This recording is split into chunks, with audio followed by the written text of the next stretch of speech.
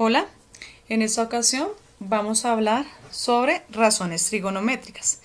En esta pequeña presentación dinámica vamos a definir las razones trigonométricas, vamos a ver de qué manera se estructuran y cómo se aplican a los triángulos rectángulos. ¿Qué son las razones trigonométricas?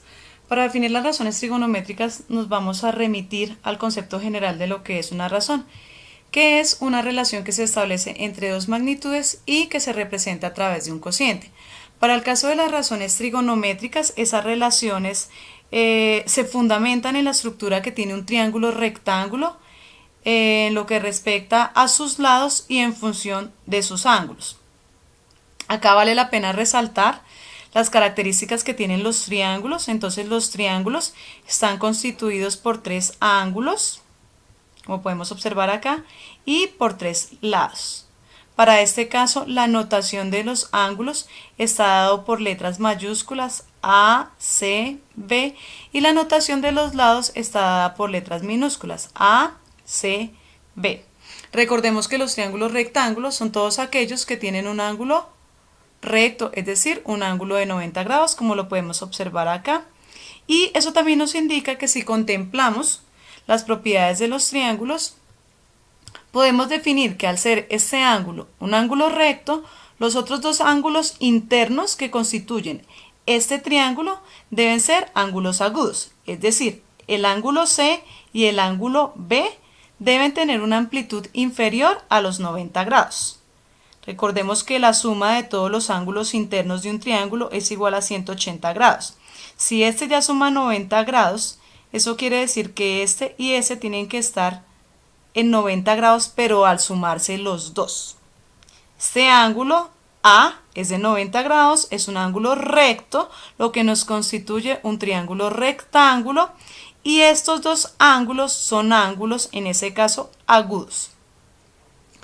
Para hablar de las razones trigonométricas, tenemos entonces también que remitirnos al teorema de Pitágoras, que es aquel que trabaja sobre las características que tiene un triángulo rectángulo, dándoles unos nombres especiales a los lados que componen el triángulo rectángulo. Nosotros ya definimos que un triángulo rectángulo tiene un ángulo de 90 grados, como el que observamos acá. Según Pitágoras, el lado opuesto a ese ángulo de 90 grados se llama hipotenusa, y los otros dos lados, que están en ese caso adyacentes acá el uno al otro y que son los que constituyen el ángulo, entonces se llaman catetos.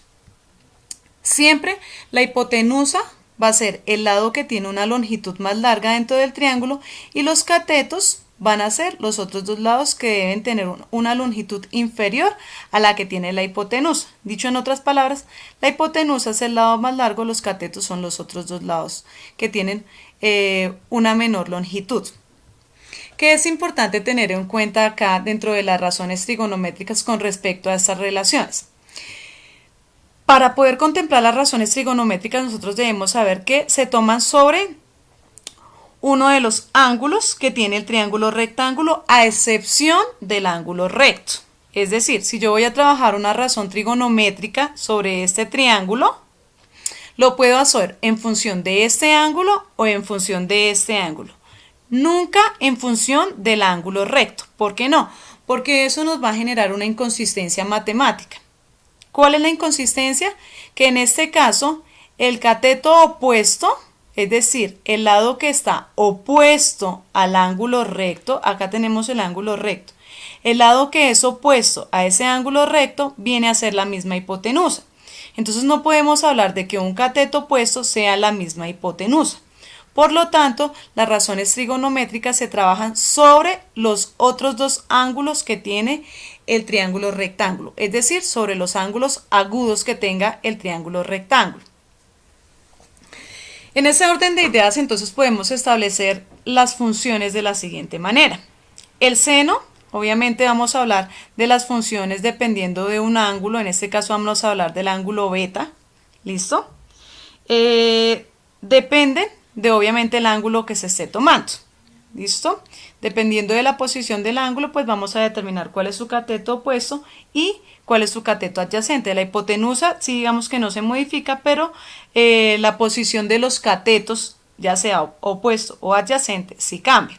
A nivel general, el seno se calcula con cateto opuesto sobre hipotenusa, el coseno cateto adyacente sobre hipotenusa, la tangente cateto opuesto sobre cateto adyacente, cotangente cateto adyacente sobre cateto opuesto, secante hipotenusa sobre cateto adyacente y cosecante hipotenusa sobre cateto opuesto. Digamos que la forma de relacionar estas razones es así.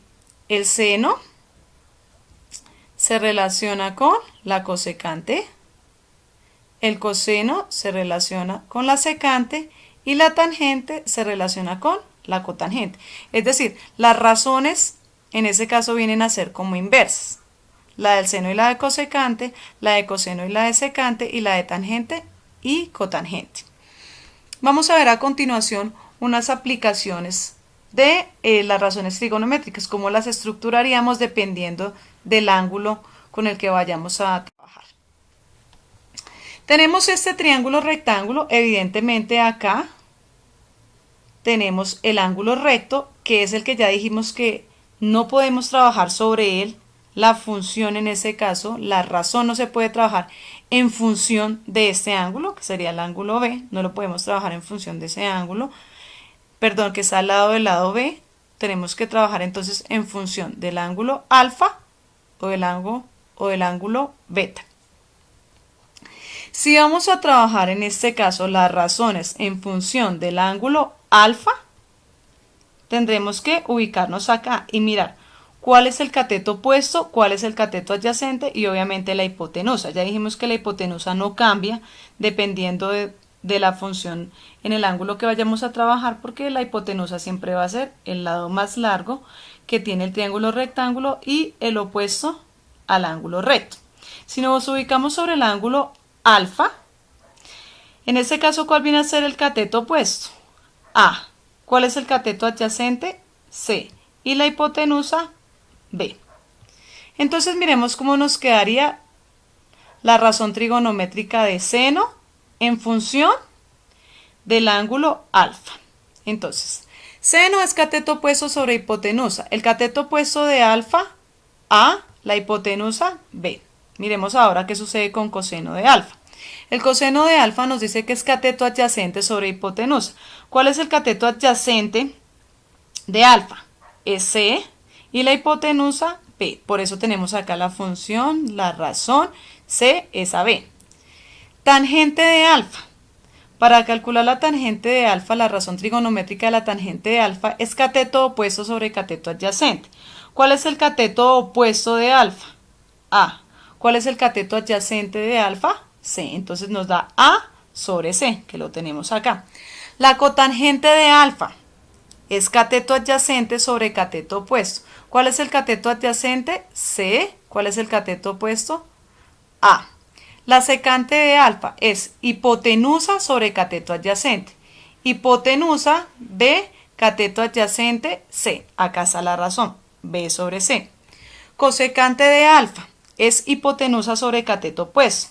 Cosecante de alfa, hipotenusa B, cateto opuesto A. Así quedarían estructuradas las razones trigonométricas en función del ángulo alfa.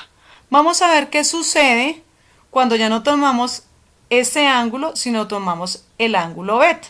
Eso querrá decir que obviamente la hipotenusa no va a cambiar, pero el cateto adyacente y el cateto opuesto sí van a cambiar.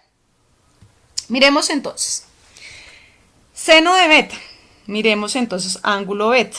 ¿Quién es el cateto opuesto a beta? C. ¿Quién es el cateto adyacente del ángulo beta? A. Y la hipotenusa es B. El seno está determinado por cateto opuesto sobre hipotenusa. El cateto opuesto de beta, entonces es C. Y la hipotenusa, B. Coseno nos quedaría cateto adyacente sobre hipotenusa. El cateto adyacente es A, la hipotenusa, B. Miren, acá está la razón.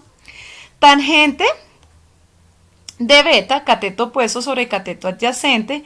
El cateto opuesto de beta es C y el cateto adyacente es A. Por lo tanto, la razón será C sobre A. Cotangente de beta, cateto adyacente sobre cateto opuesto. ¿Cuál es el cateto adyacente? A y el cateto opuesto C. La secante de beta es hipotenusa sobre cateto adyacente. Miren, acá está beta. ¿Cuál es la hipotenusa? B, cateto adyacente A. Y la cosecante de beta es hipotenusa sobre cateto opuesto. Acá está beta, hipotenusa B, cateto opuesto C. Entonces ya podemos verificar cuáles son los principios que rigen las razones trigonométricas. ¿Qué es una razón trigonométrica? Desde qué punto se pueden establecer las razones trigonométricas y obviamente cuáles son las variables que se presentan dentro de las razones trigonométricas.